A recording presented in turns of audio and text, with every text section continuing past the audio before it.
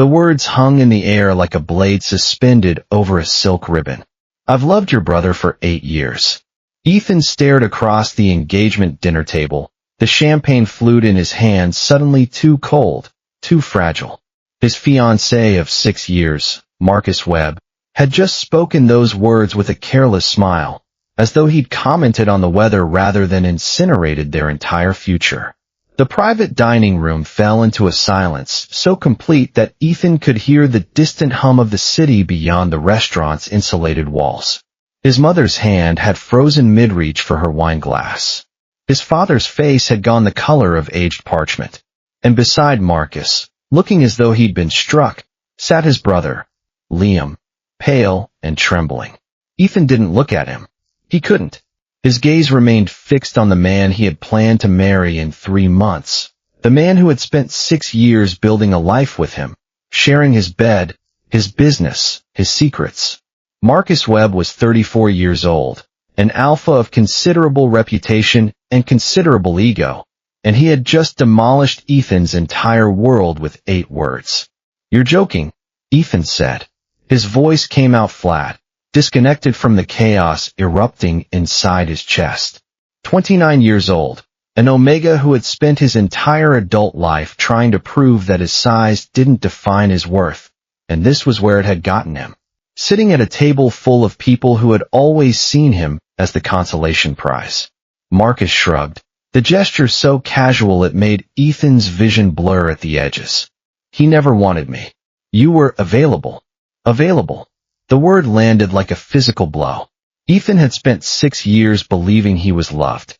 6 years of adjusting his schedule around Marcus's meetings, of entertaining his business partners' wives, of carefully managing his own ambitions to make room for Marcus's towering ego. He had told himself that Marcus's occasional distance, his tendency to dismiss Ethan's concerns as overreactions, were just quirks of a driven man. He had made himself small and manageable, hoping it would make him more lovable. What a spectacular waste of time. Then why did you ask me to marry you?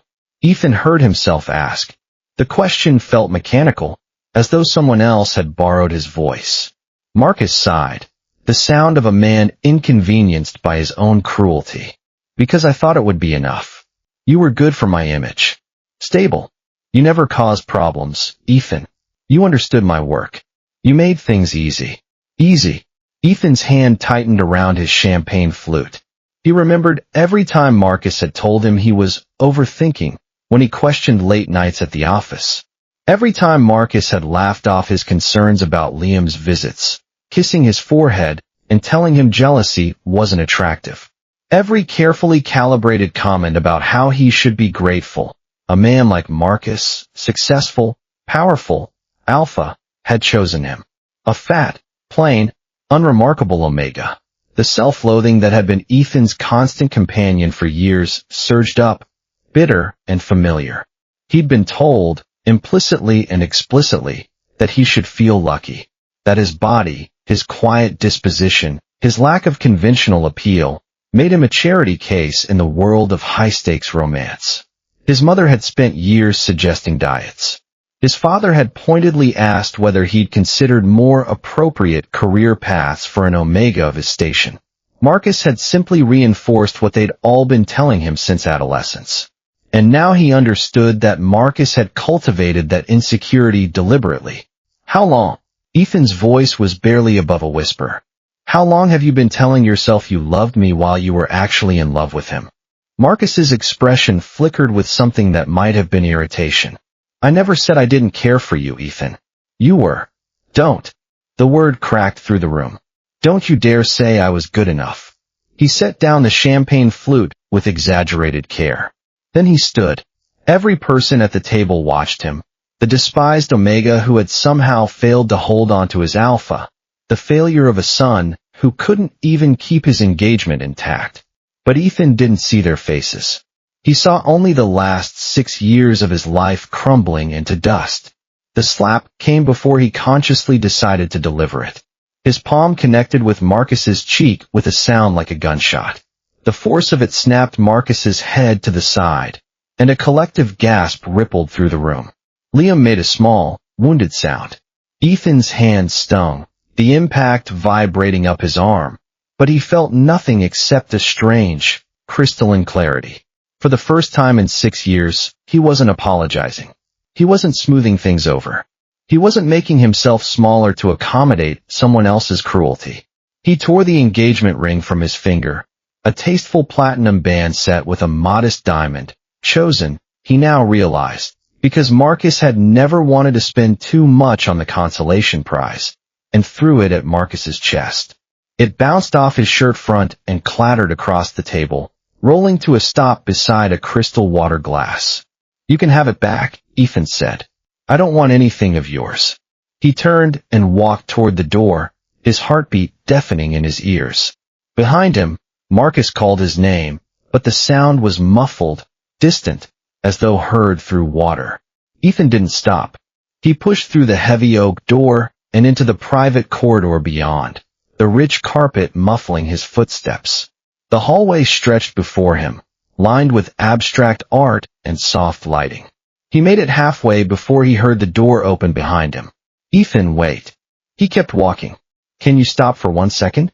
Marcus's voice was sharp now, the patience he'd worn like a mask finally slipping. "You're making this into something it doesn't need to be." That stopped him. Not the confession. Not even the humiliation of being publicly discarded. That sentence. He turned slowly. Marcus stood in the corridor, his tie loosened, his face flushed with the wine he'd consumed. Behind him, through the partially open door, Ethan could see the frozen tableau of their families. His mother with tears streaming down her face, his father gripping the table edge, and beyond them, past Liam's white-faced shock, a man Ethan had barely noticed all evening. The stranger sat at the far end of the table, silent and unreadable. He was devastatingly handsome in a way that seemed almost dangerous. Sharp cheekbones, dark hair swept back, a body that looked like it had been carved from marble and then wrapped in an impeccably tailored suit. He hadn't moved throughout the entire spectacle. He simply watched, his dark eyes fixed on Ethan with an intensity that felt like a physical touch. He was clearly an alpha. The sheer presence he radiated made that obvious. But he was unlike any alpha Ethan had ever encountered. Ethan dismissed him from his thoughts. He had more immediate problems. "You're making this into something it doesn't need to be," he repeated, tasting the words. 6 years. You've loved my brother for 8 years. You proposed to me 2 years ago, and you think I'm making too much of this. Marcus exhaled impatiently. I was drunk. You know I get sentimental when I drink. It doesn't mean. Were you drunk for 8 years? The question hung between them. Marcus's jaw tightened. That's different. Liam never wanted me. I knew that. But you and I, we worked. We had something real, Ethan. Just because I had feelings for someone else doesn't erase what we built. Ethan felt something inside him collapse. But beneath the pain came a strange, terrible clarity. He remembered asking why Marcus became distant whenever Liam visited. He remembered Marcus's easy laugh, the way he'd kissed Ethan's forehead and told him jealousy wasn't attractive. He remembered the 1,000 small corrections designed to make him distrust his own instincts. You're overthinking it. You're too sensitive. You always assume the worst. Marcus had spent years systematically dismantling Ethan's confidence, piece by piece, until Ethan couldn't trust his own perception of reality. And worse, Marcus had known exactly where to wound him. After years of being the largest omega in every room, after countless whispers about how he'd be desirable if he just lost weight, after his mother's gentle suggestions about dieting and his father's pointed silences, Ethan had confessed his deepest insecurities to the man he loved. He'd told Marcus about the fear that he was too fat, too plain, too ordinary to hold anyone's attention. He'd admitted that he sometimes lay awake at night wondering if Marcus would eventually leave him for someone more conventionally attractive, someone like Liam. Tall, lean, golden, everything Ethan wasn't. Marcus had turned those confessions into weapons. Whenever Ethan questioned him, somehow the conversation ended with Ethan apologizing for being insecure, for not trusting his alpha. For being so afraid that someone like Marcus would eventually want someone like Liam. Marcus would pull away, become cold and distant, and Ethan would scramble to fix things, to prove he wasn't jealous, wasn't needy, wasn't the insecure mess Marcus's behavior had made him. You knew, Ethan whispered. Marcus's expression shifted. Knew what? You knew I blamed myself. That I thought it was my fault, my body, my inadequacy, that made me feel insecure with you. Ethan's voice trembled, but he forced himself to continue. You let me believe that. You made me feel grateful for being tolerated. Like I should be happy you settled for me. Every time I questioned you, you made me feel like I was the problem. Like my insecurity was driving you away. And all along, you were in love with someone else. Ethan, come on. No. The word came out stronger than he expected. You don't get to use my insecurities to hide your dishonesty anymore. I spent 6 years believing I was lucky, that I should be grateful and alpha like you wanted me. And you knew exactly what you were doing. Neither of them noticed that the dining room door had opened farther. The devastatingly handsome stranger stood in the doorway. He said nothing, but he heard every word. Marcus rubbed a hand over his face.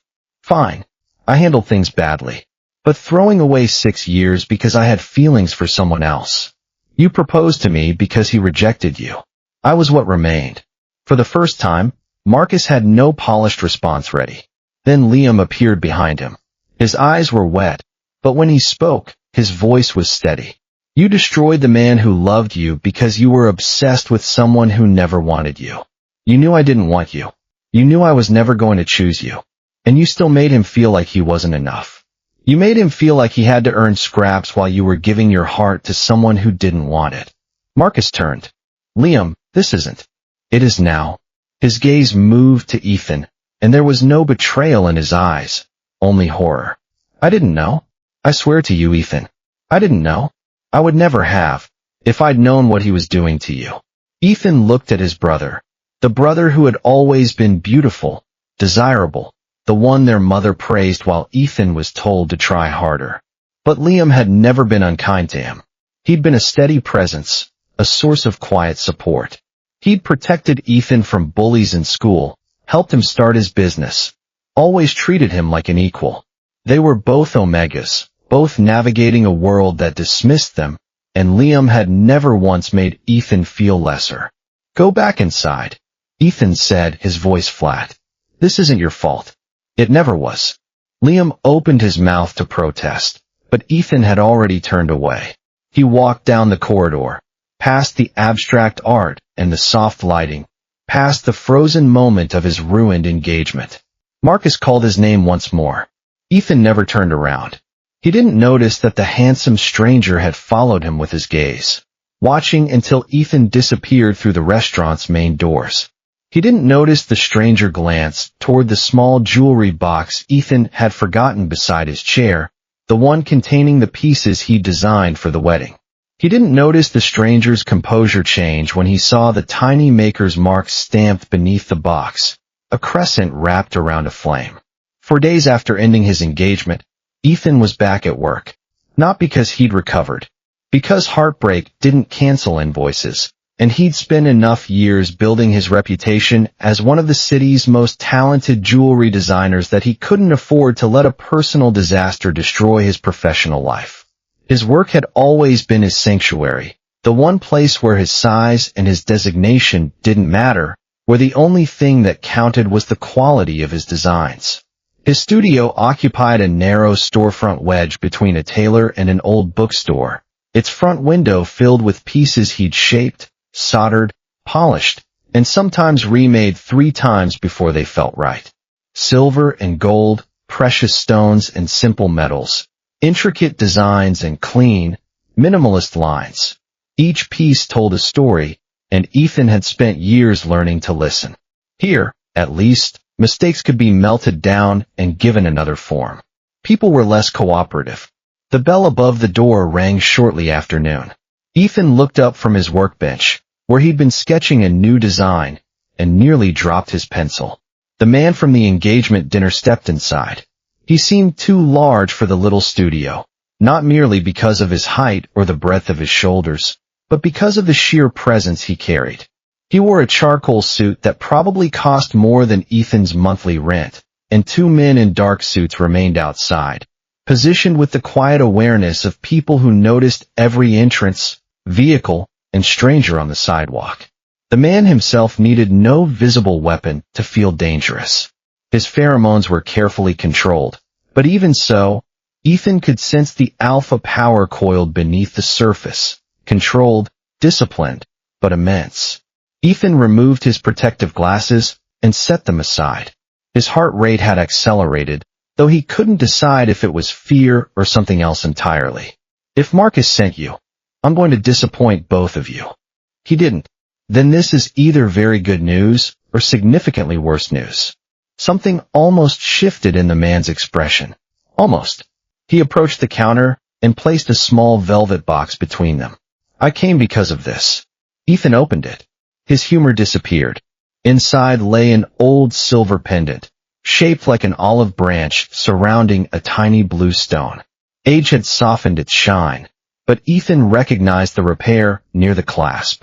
He'd done it himself years ago, when he was still building his reputation, still desperate for every client he could get. I remember this. He lifted the pendant gently. An older woman brought it in. Her purse had seen better days. She asked if I could hold it until she had enough money, and then she spent 5 minutes counting the contents of her purse twice before asking if I could hold it until she could afford to pay. She was embarrassed. I could smell it on her, the shame of not having enough. The man watched him carefully. You repaired it anyway. I told her to come back when it meant something to her. Ethan frowned, searching the memory. Something stupidly dramatic, probably. I was young and thought I was being profound. I remember I was working on a commission for a wealthy client, this huge piece that was going to pay my rent for 3 months, and this woman came in with her broken pendant and counted out coins on my counter. And I couldn't charge her. I couldn't. You told her she didn't owe you anything, that you'd been given a gift by someone who loved you once, and that's what mattered. Ethan looked up sharply. The man's face remained controlled, but grief lived differently in controlled people. It appeared in the things they touched carefully. His hand reached toward the pendant, then stopped before making contact. She was my mother. The words changed the room. Ethan slowly placed the pendant back inside its box. I didn't know. That was the point. The man, Darius, Ethan remembered, though the name hadn't fully registered at the dinner, explained that his mother had occasionally gone places without the Vellano name, security, or the social machinery attached to being part of his family. She'd wanted ordinary conversations with people who didn't know what her son controlled. Ethan had been one of them. She'd come home that day and told him about the kind young jeweler who had treated her with dignity when she had nothing to offer in return. She died 2 years later, Darius said. I'm sorry. Darius acknowledged the words with a slight inclination of his head. After her death, I found the pendant inside its box. Beneath it was your maker's mark. I never found the jeweler until the engagement dinner. Ethan studied him. The newspapers called Darius Vellano a billionaire industrialist, the head of a sprawling corporation that touched everything from finance to real estate. Marcus had spoken about securing his investment, about gaining Vellano's approval as though it could transform his career overnight. The rumors surrounding Darius were darker. Whispers about private security teams, about influence that extended beyond legitimate business, about the kind of power that made powerful men careful. He was an alpha of the old school, the kind who commanded loyalty through respect and fear in equal measure. Ethan wanted none of it. If you came to repay me, you don't owe me anything. I know. That answer surprised him. Darius closed the box. You were kind to her when her name meant nothing to you. His eyes met Ethan's. They were the color of aged whiskey, warm but watchful. I don't forget things like that. For once, Ethan had no sarcastic answer. Darius turned toward the door. I'll be in touch. Ethan blinked. That's it. For today. The bell rang as Darius stepped outside. Only then did Ethan notice the black sedan waiting at the curb, another vehicle behind it, and the subtle movement of the security team closing around him. Darius Villano had enough power to make powerful men careful. Yet he'd entered Ethan's tiny studio asking for nothing. Ethan looked down at the workbench, unsettled by a realization he couldn't explain. Marcus had spent 6 years making kindness feel like something Ethan had to earn. The most feared alpha Ethan had ever met had remembered one act of his for nearly a decade. And Ethan had the strange feeling Darius wasn't finished remembering. Darius returned 2 days later. This time, Ethan was prepared. He'd spent 48 hours imagining every possible reason a man like Darius Villano might come back.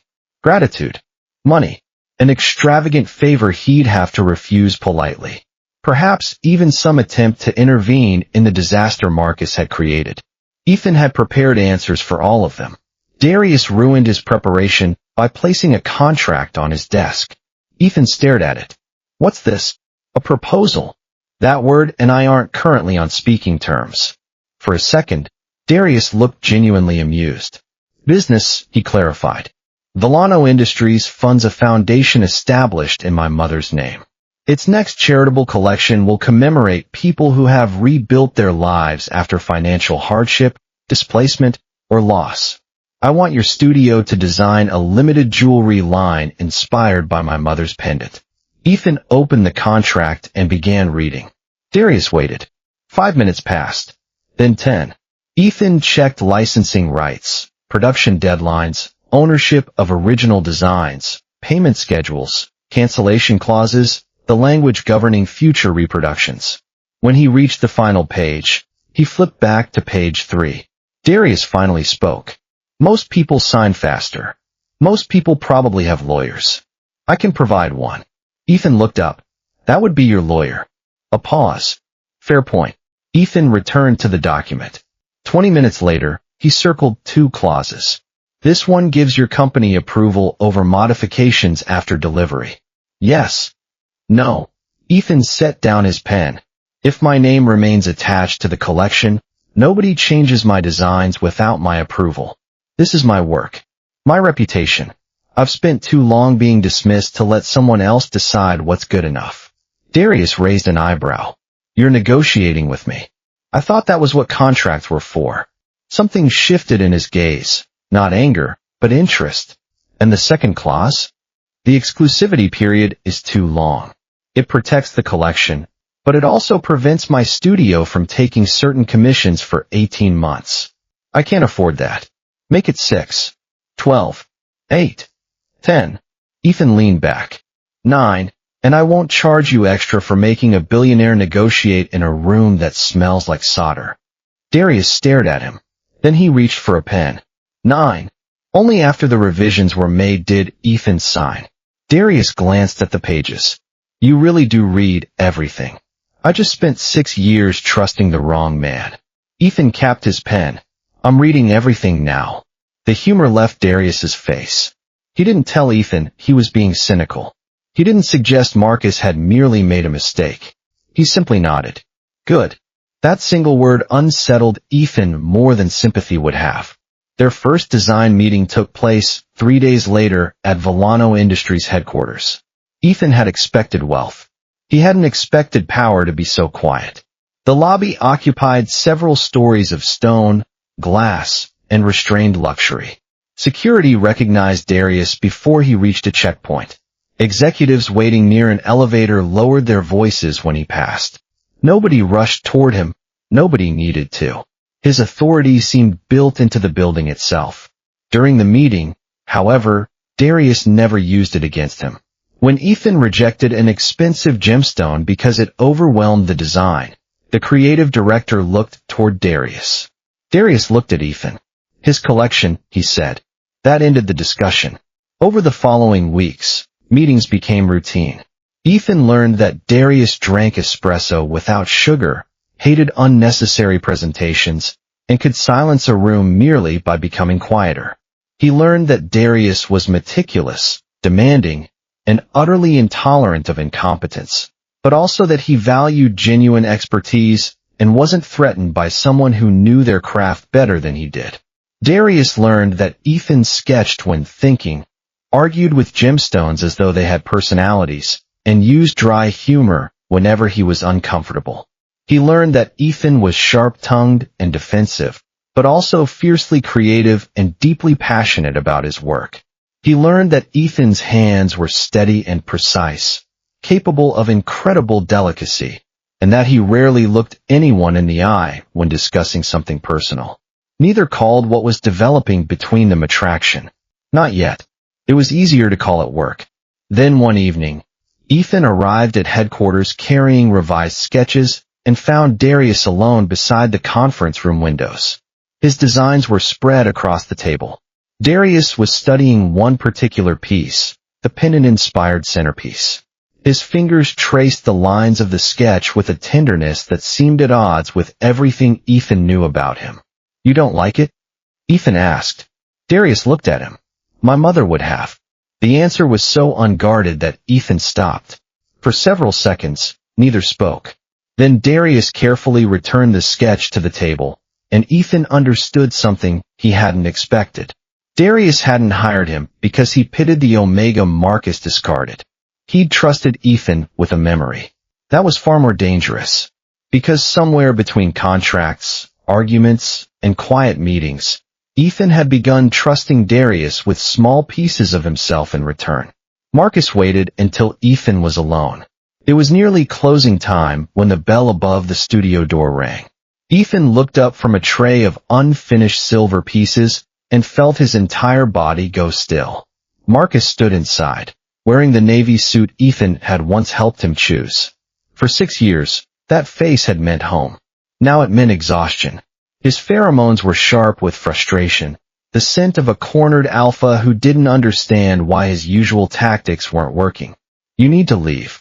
I just want 5 minutes." "No." There it was, that soft, patient tone Marcus used whenever he wanted Ethan's refusal to sound unreasonable. Ethan set down his tools. "What do you want?" Marcus took the question as permission and stepped closer. "I've had time to think." "Congratulations." His mouth tightened. "I was confused that night. You were remarkably specific for a confused man. I said terrible things." "I know that." He moved toward the counter. "But what happened with Liam was complicated." "No, it wasn't. You loved someone who didn't love you. Then you used his brother as a substitute. There's nothing complicated about that. It's just cruel. It's just selfish. That isn't fair." Ethan almost admired the audacity. For years, Marcus had possessed an extraordinary ability to hurt him and then make him defend the legitimacy of being hurt. Ethan no longer felt obligated to participate. "Then why are you here?" Marcus hesitated. "I think we threw away something good. I know I made mistakes. But you and I worked. You understood my schedule. You supported what I was building. My family loves you. Your family." Ethan stared at him, and suddenly he understood. Marcus wasn't describing love. He was listing services. Ethan had studied him before presentations, entertained investors' wives, remembered his mother's birthday, redesigned his own schedule around Marcus's meetings, and spent years making his ambitions feel like their shared future. Marcus missed infrastructure, not Ethan. Then his eyes moved toward the presentation boards behind Ethan. The Villano Foundation logo was printed across the top. His expression changed. Only for a second. But Ethan saw it. "You're working directly with Villano now." There it was. The real reason. Marcus's largest development project had stalled while he searched for institutional backing. 4 months before their engagement dinner, he'd talked obsessively about Villano Industries as the investor capable of making him untouchable in the city's property market. He'd been planning to use Ethan's connections, Ethan's careful cultivation of relationships, Ethan's social capital, to secure the deal. Ethan folded his arms. "Why does that matter?" "It doesn't." Ethan waited. Marcus exhaled. "I'm trying to fix us." "There is no us." "You don't mean that." "I returned your ring." "You were emotional." Ethan laughed. Not bitterly. Actually laughed. Marcus's face hardened. "What? You confessed to loving my brother at our engagement dinner, called me the man who was available, and somehow you're still explaining my own decisions to me. 6 years. 6 years I spent making myself smaller for you. And you can't even see it. You can't even admit what you did." His composure cracked. And what exactly are you doing with Darius Villano? Working. That's all. Ethan's amusement disappeared. You need to leave. Marcus stepped closer. People are talking. People usually do.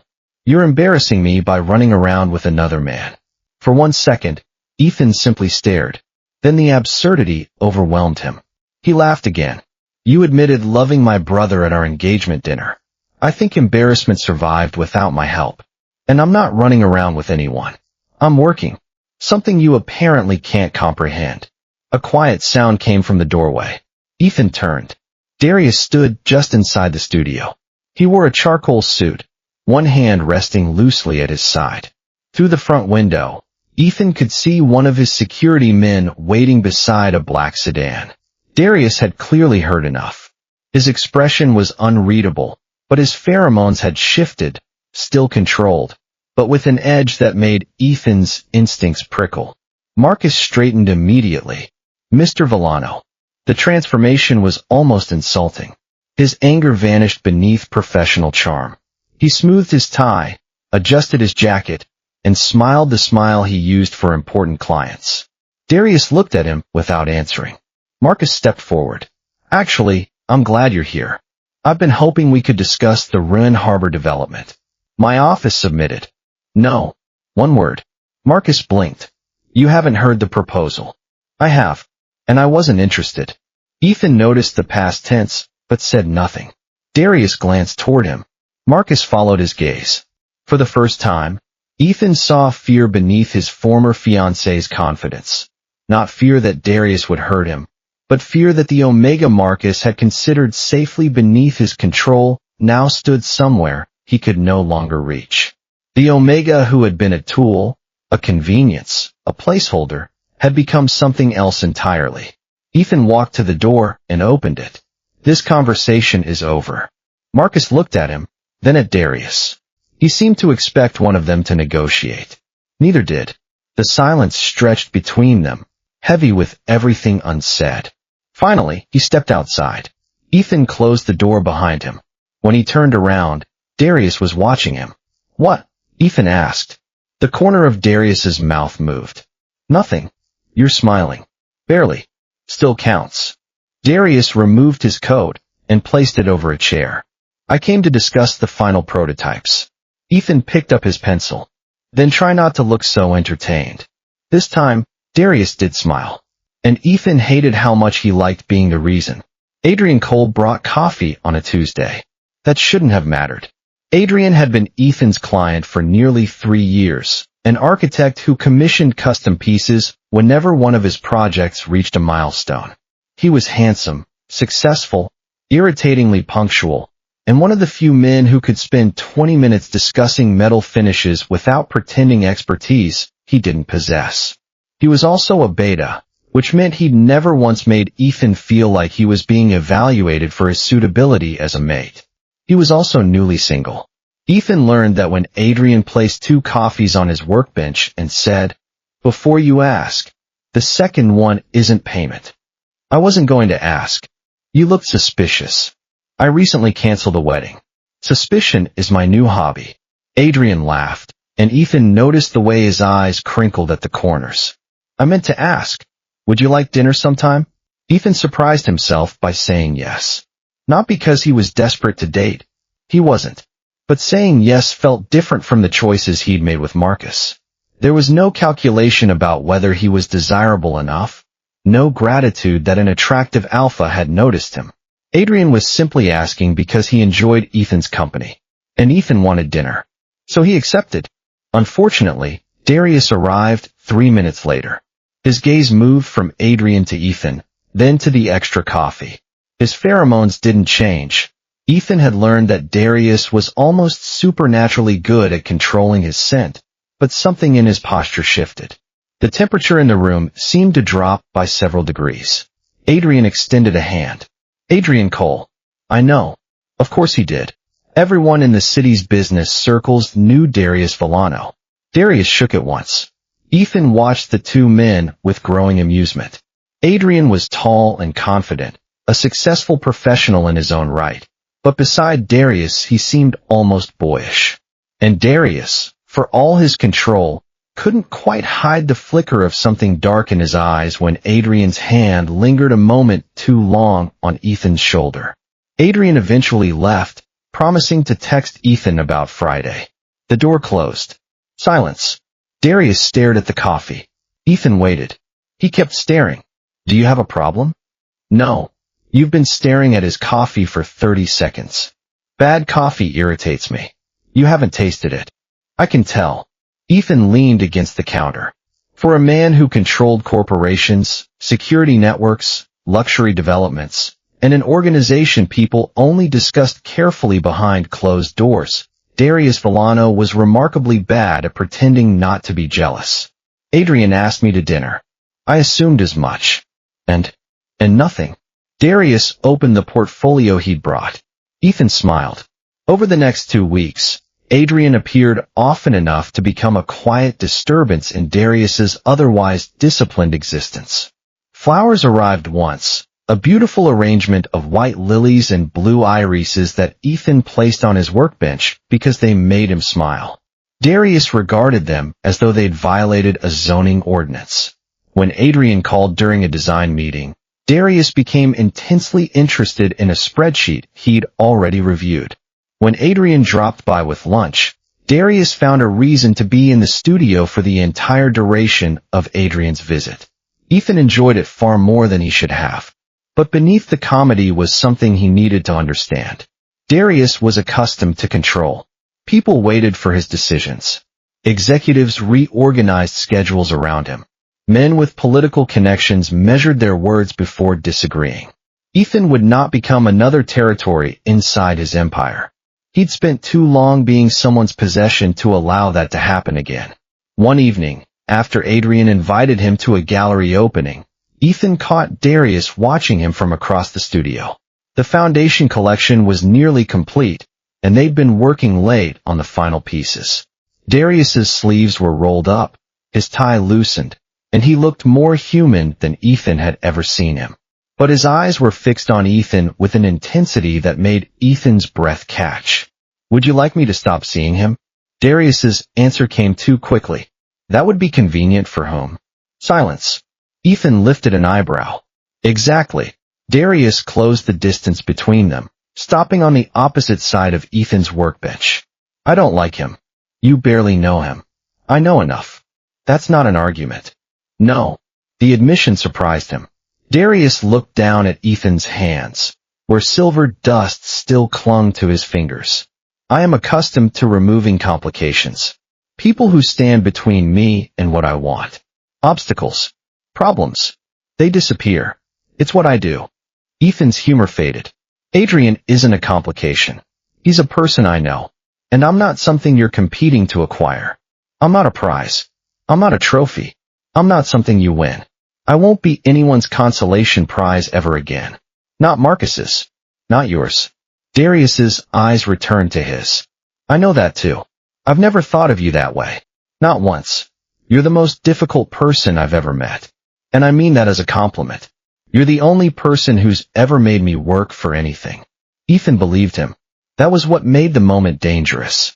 Marcus would have turned the conversation around, called Ethan defensive, accused him of misunderstanding, then punished him with distance until he apologized. Darius simply stood there and accepted a boundary he didn't enjoy. Ethan softened. Then what exactly bothers you? For perhaps the first time since Ethan had met him, Darius Villano looked like a man facing a problem his influence couldn't solve. He gets to ask you for things I have no right to ask for. He gets to court you openly, publicly, without any of the complications that come with my position. He doesn't come with security teams and a reputation that makes people afraid. He's just a man who likes you. And I. Ethan's breath caught. Darius continued, his voice rough. I dislike discovering that this bothers me. That it makes me want to do things I've never wanted to do before. Things I have no right to do. Things that would make me exactly the kind of alpha I've always despised. Things that would make me like Marcus. Ethan's smile returned slowly. That sounds difficult. It is. Should I feel sorry for you? No. Good. Ethan returned to his sketch. Darius remained beside the table. After a moment, Ethan glanced up. You know, normal men occasionally ask people on dates. I've heard rumors. Ethan laughed. Darius's expression softened at the sound. But he didn't ask. Not that night. And strangely, Ethan respected him more for it. Because Darius was beginning to understand something Marcus never had. Wanting Ethan didn't create a claim on him. If he wanted Ethan Dalton to choose him, then even the most feared alpha in the city would have to do the one thing power couldn't accomplish for him. He would have to give Ethan the freedom to choose someone else. Marcus's project began collapsing quietly. The Ruin Harbor development had looked impressive in presentations. Luxury residences, retail space, private offices, a waterfront hotel packaged as the project that would make Marcus one of the city's serious developers. What Marcus had failed to advertise was how much of it depended on other people saying yes. How much of it was built on inflated projections and incomplete disclosures. How much of it required the approval of men who had their own reasons for wanting to see Marcus fail. One of those approvals belonged to a financing and infrastructure subsidiary controlled by Villano Industries. Ethan discovered that when Marcus appeared at his studio again, this time, he didn't pretend he wanted Ethan back. I need you to talk to Villano. Ethan didn't look up from the bracelet he was polishing. No, you haven't even heard what I need. That's because the answer arrived before the explanation. Marcus stepped closer to his workbench. My development is being held up. Sounds like something to discuss with your development team. Villano's subsidiary rejected our financing package. Ethan finally looked at him. And you think I controlled Darius? I think he'll listen to you. I've seen the way he looks at you. Everyone's seen it. You're not subtle, Ethan. You never were. You were never subtle about anything. That's why I chose you. You were easy to read. Easy to control. The assumption made Ethan's stomach tighten. For weeks, he'd worked to separate what he was building from the man he was slowly becoming attached to. The Foundation collection carried his name because he'd earned the contract. A growing list of clients existed because people wanted his designs. Everything he was rebuilding himself. Marcus still saw him as leverage. Only the powerful man beside him had changed. No. Marcus's expression hardened. Ethan, one conversation could save 18 months of work. I'm not asking you to get back together with me. I'm not asking you to pretend we're still engaged. I'm just asking you to say a few words to someone who actually respects you. Is that so hard? Then you should have submitted a project worth approving. You should have done the work instead of expecting me to do it for you. You should have been honest. You should have been a decent human being. But you're not capable of that, are you? You don't know anything about the deal. Exactly. Which is why I'm not interfering with it. I'm done being your back door into rooms you can't enter yourself. I'm done being your excuse. I'm done being your alibi. I'm done being your everything while you gave me nothing. Marcus laughed without humor. So that's how this works now. Ethan set down the polishing cloth. How what works? You stand next to Darius Villano, and suddenly you're too important to answer anyone? Too good for the people who helped you get where you are? You forget who paid for your first studio, Ethan. You forget who introduced you to half your clients. You forget who made you. Ethan's eyes narrowed. No. I finally learned that answering you isn't an obligation. And you didn't help me. You invested in me so you could control me. There's a difference. You wanted an Omega who would be grateful, who would never question you, who would make your life easier without demanding anything in return. And I was so desperate to be loved that I gave you exactly what you wanted. But not anymore. Marcus's face reddened. You think people don't know what you're doing? Designing jewelry. That's what I'm doing. That's what I've always done. You know what I mean. He leaned closer. You lose your fiancé, and within weeks you're running around with an alpha who can destroy my project. You expect me to believe that's coincidence? That you just happened to end up in bed with the one man who could ruin me? That you just happened to find the most powerful man in the city right after I left you? Ethan became very still. Marcus mistook his silence for weakness. He always had. So what is it? Marcus continued. Revenge? Or are you sleeping with him to get it? Because I know you, Ethan. I know how desperate you are to be wanted. I know how you'll do anything to keep someone's attention. 6 years I watched you grovel for my approval. Why would this be any different? You're still the same insecure Omega who was grateful to be chosen. The only thing that's changed is the man you're using. The only thing that's changed is the price tag. Once, Ethan would have slapped him. The thought flashed through his body, almost like muscle memory. Then it disappeared. Instead, Ethan walked calmly to the front door and opened it. Get out. Marcus stared at him. That's it. Yes. Or what? Or I call the police. Or I call Darius's security. Or I just stand here and watch you realize that your words don't hurt me anymore. Your choice. I don't care which one you pick. You don't get to hurt me anymore. You lost that privilege. A movement behind him made Marcus turn. Darius stood near the entrance to the back workspace. He'd arrived minutes earlier for a final review of the Foundation collection. Ethan had been so focused on Marcus that he hadn't heard him enter through the rear door. He'd heard every word. Darius's expression was unreadable. That was worse than anger.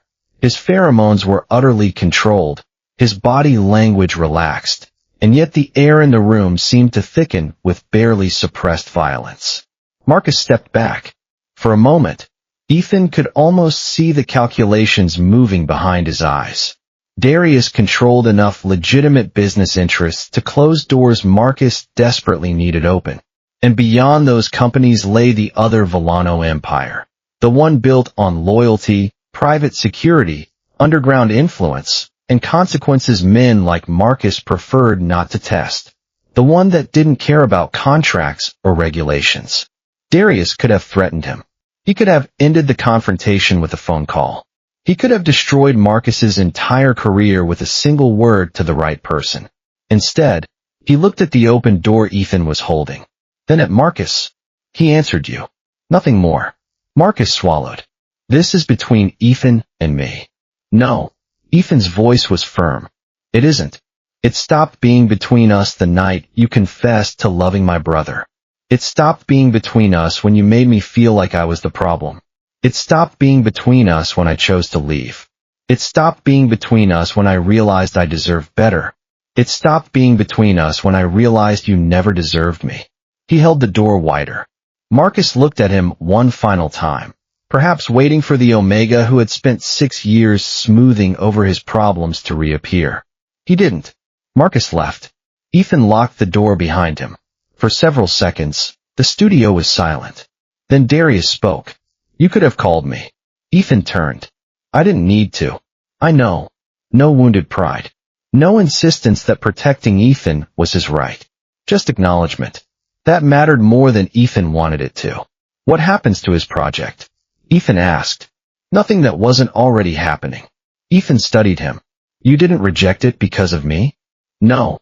Darius removed a folder from beneath his arm and placed it on Ethan's workbench. His numbers were weak. His disclosures were incomplete.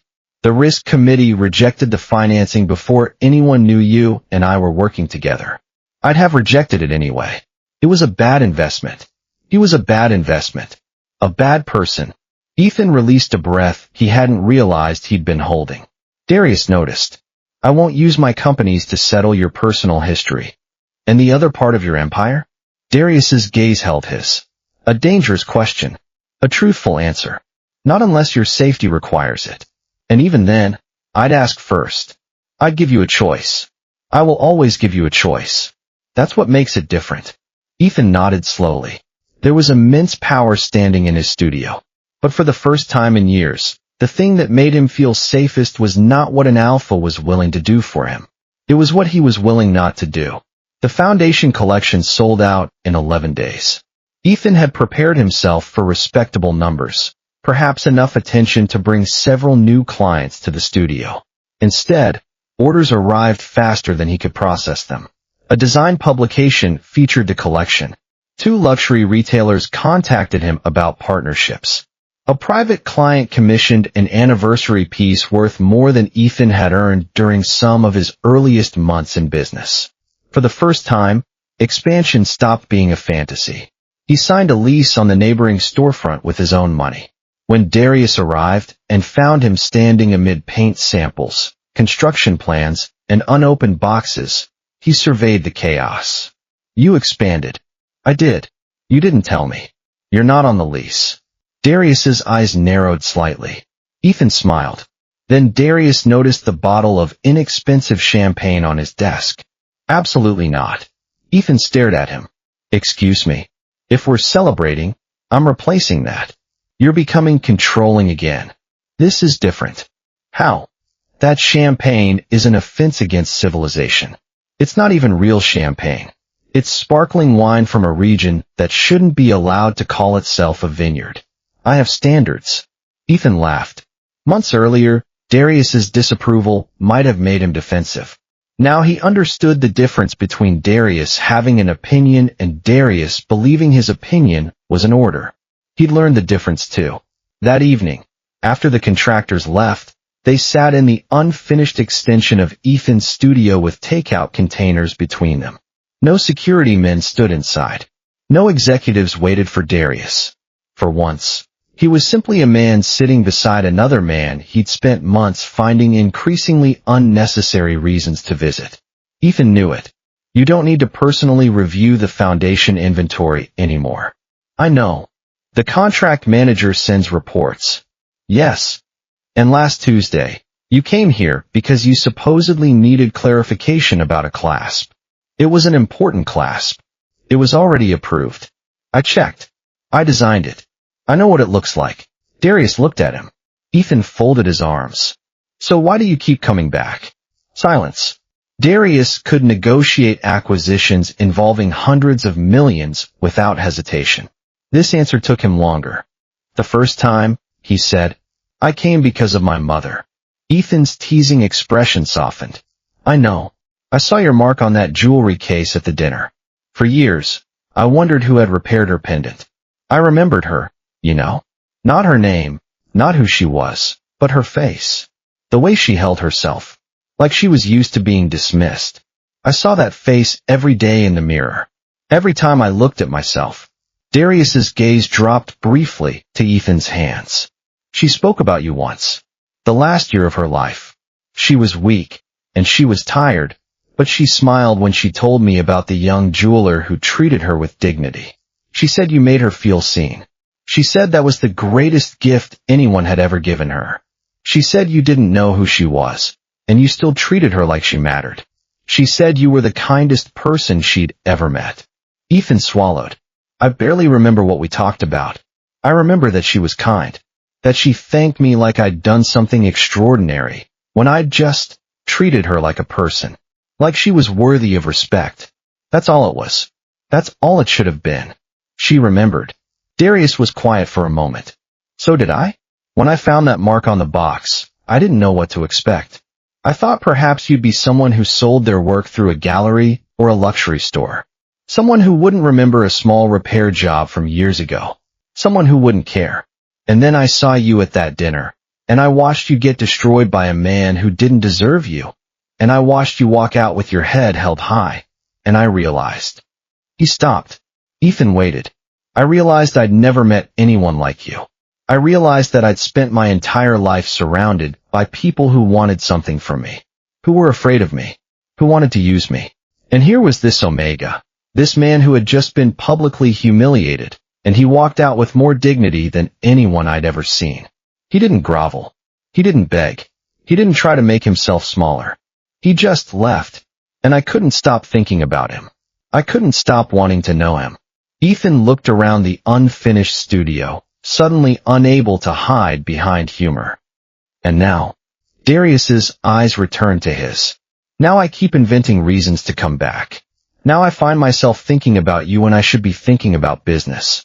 Now I have to stop myself from having Adrian Cole's car towed every time he comes to visit. Now I understand what it means to want something I can't simply take. Now I know what it means to want someone so badly that I'd rather wait forever than push them away. Now I know what it means to love someone. A smile escaped Ethan. That's pathetic for a Mafia boss. It's been a difficult adjustment. Ethan laughed softly. Darius didn't. Not this time. Something in his voice changed the air between them. He moved closer, but stopped before touching him. That detail mattered. Darius could command rooms without raising his voice.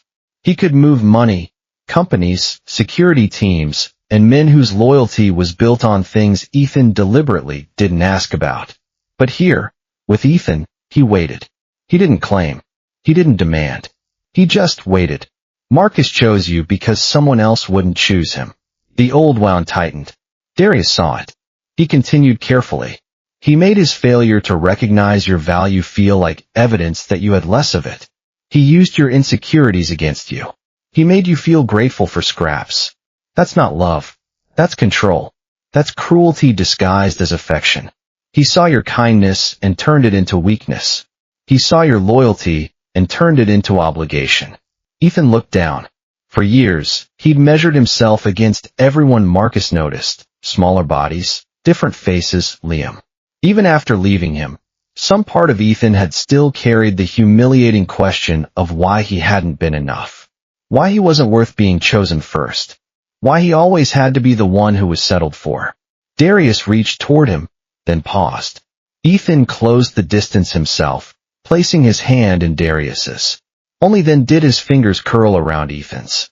I'm choosing you because there isn't anyone else I want. Not because you're convenient. Not because you make my life easier. Because you're the most remarkable person I've ever met, and I don't want to imagine my life without you in it. Because when I'm with you, I don't have to be the man everyone fears. I can just be myself. I can just be Darius. Ethan's breath caught. Months ago, those words might have been enough. He might have mistaken being intensely wanted for being safe. He knew better now, so he didn't answer immediately. Darius didn't demand one. He didn't remind Ethan what he could offer. He didn't ask whether Adrian was still around. He simply waited. Ethan studied the alpha people feared refusing. What if I need time? Take it. Take all the time you need. I'll wait. What if the answer isn't the one you want? Darius's jaw tightened almost imperceptibly. Then it isn't. I'll survive. I won't like it, but I'll survive. Because what I want more than anything is for you to choose what's right for you. Even if it's not me. I've spent my whole life taking what I want. I don't want to take you. I want you to give yourself to me freely. I want you to choose me because you can't imagine choosing anyone else. And if that never happens, at least I'll know I tried. At least I'll know I was honest with you. At least I'll know I loved you the right way. Ethan searched his face. You'd really accept that? You'd really let me go? No. Ethan raised an eyebrow. Darius added, I would hate it privately and behave appropriately. I'd probably have a security detail follow you for the rest of your life just to make sure you were safe, but I'd stay out of your way. I'd let you live your life. I'd just miss you. Every day. For the rest of my life. And I'd never stop loving you. But I'd let you go. Ethan's laugh broke the tension. That might be the most emotionally healthy threat you've ever made. I've been practicing. Ethan stepped closer. Adrian had remained his friend after Ethan told him honestly that his feelings were moving somewhere else. Marcus had taught Ethan what it felt like to cling to a relationship because losing it seemed worse than being diminished inside it. Darius was teaching him something different. He could want without demanding. Protect without replacing Ethan's judgment.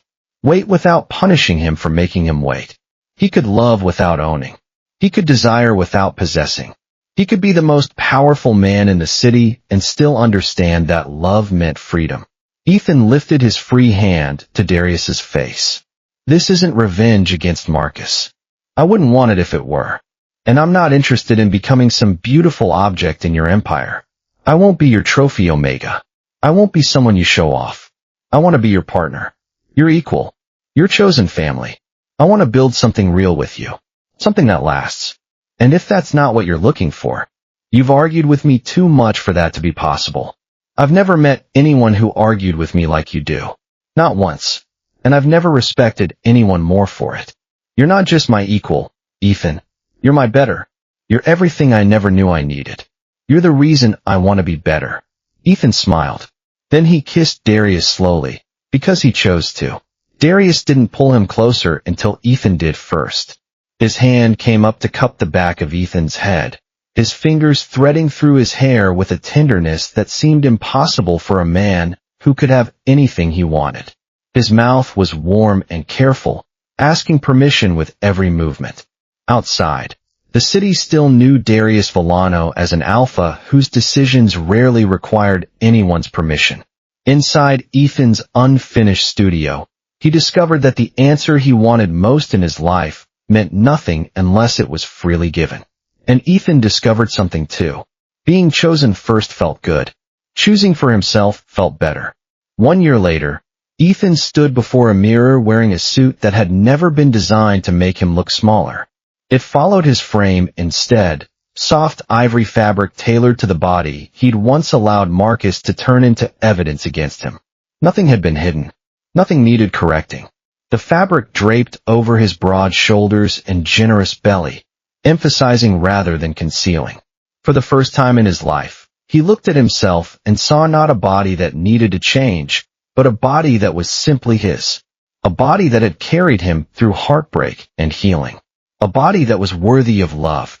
Behind him, Liam adjusted his collar. "You're staring," he said. "I'm thinking. That sounds dangerous on your wedding day." Ethan smiled at his brother through the mirror. A year had changed more than his relationship status. The expanded studio now employed 4 people. His designs were carried by 2 luxury retailers.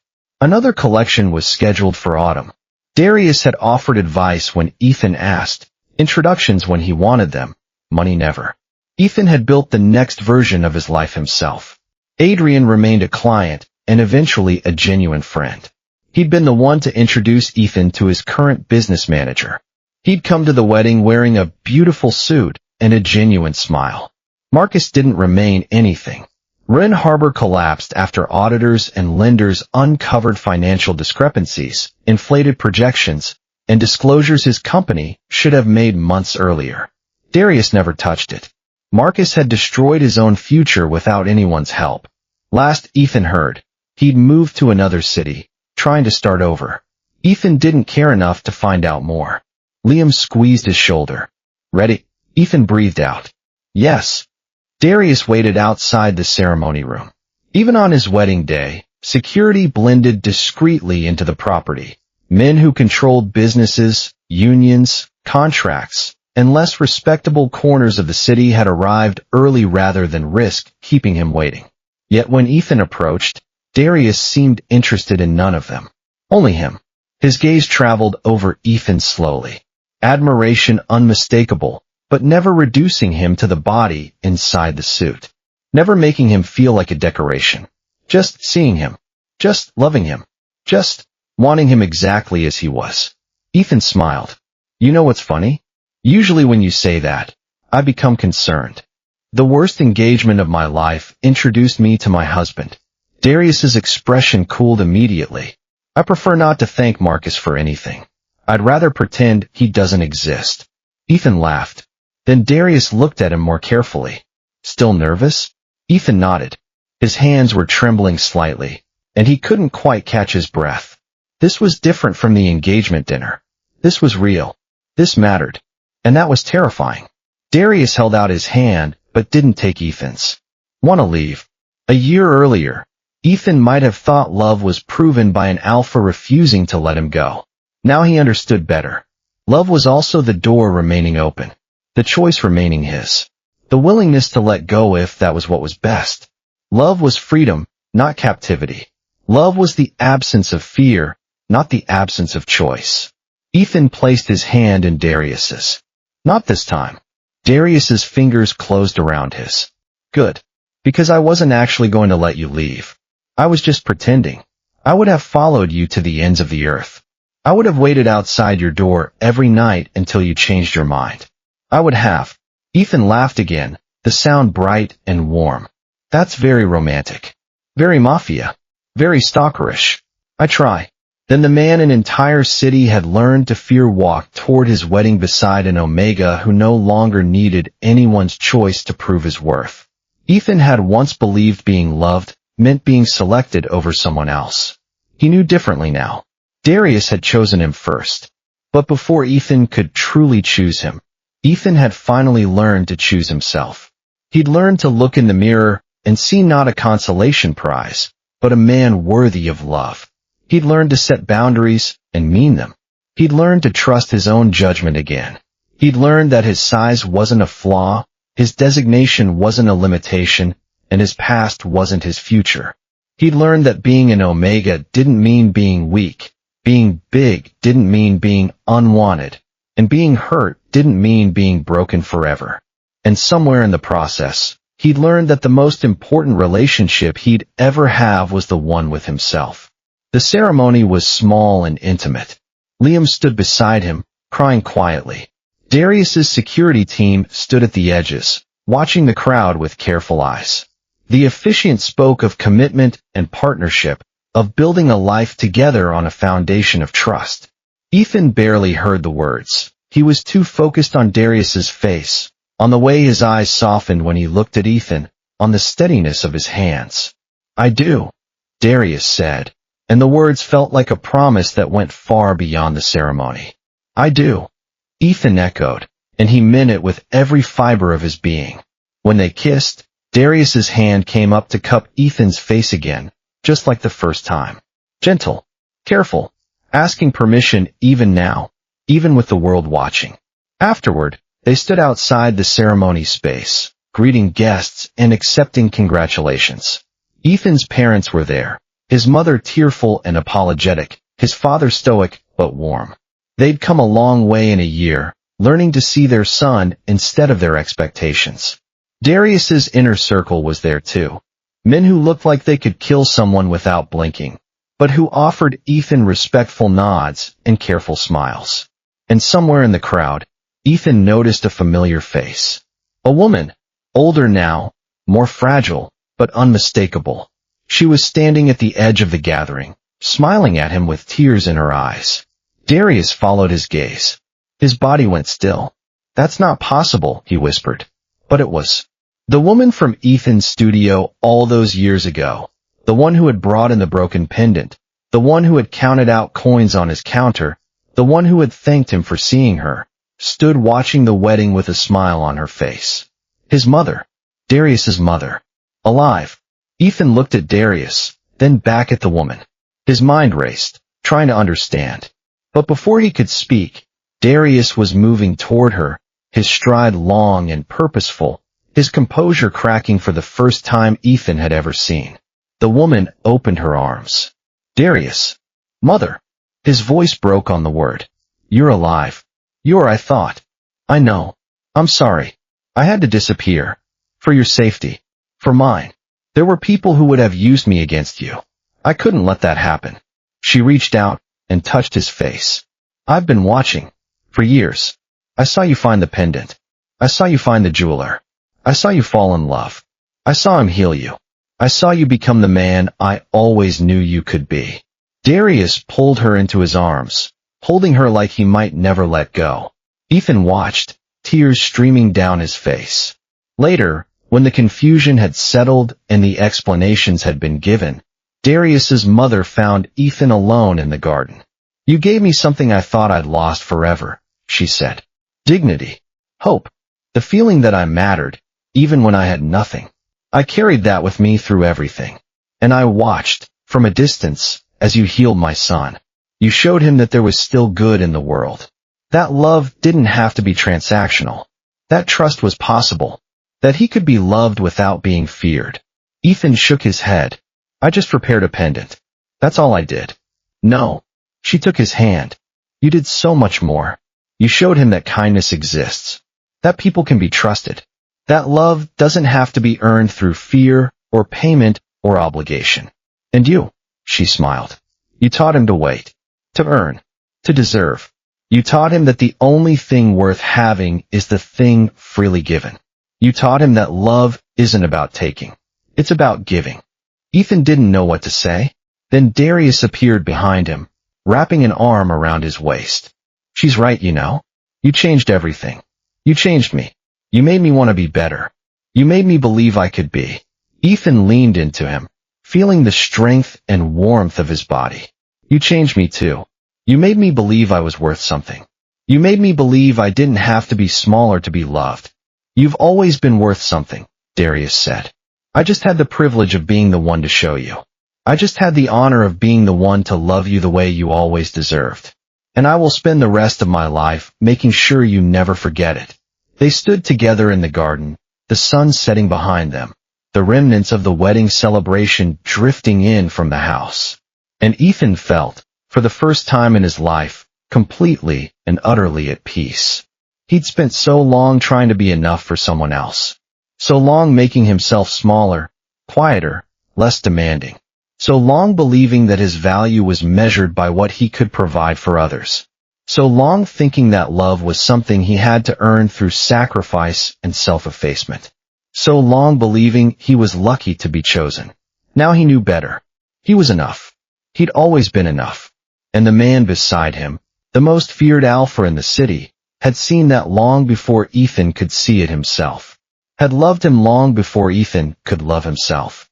The years that followed were not without challenges. Darius's world was dangerous, filled with enemies and threats, with men who would do anything to destroy him. Ethan learned to navigate that world, to stand beside Darius without being consumed by him. He became a force in his own right.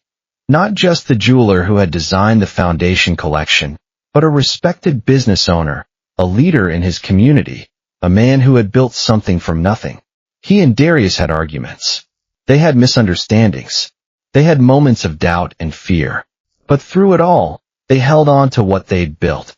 A relationship founded not on convenience or obligation, but on genuine, unshakable love. A relationship built on trust and mutual respect. A relationship where both partners were equals, where both could be vulnerable, where both could be strong. A relationship where neither had to pretend to be something they weren't. And every day, Ethan woke up next to the man who had chosen him first, and he chose him back. Because that was what love was, in the end. Not possession, not obligation, not gratitude, not desperation, not fear, but choice. Free, clear, constant choice. Ethan had chosen himself. And in doing so, he'd found the courage to let someone else choose him too. He'd found the courage to trust, to hope, to believe. He'd found the courage to love. And that made all the difference.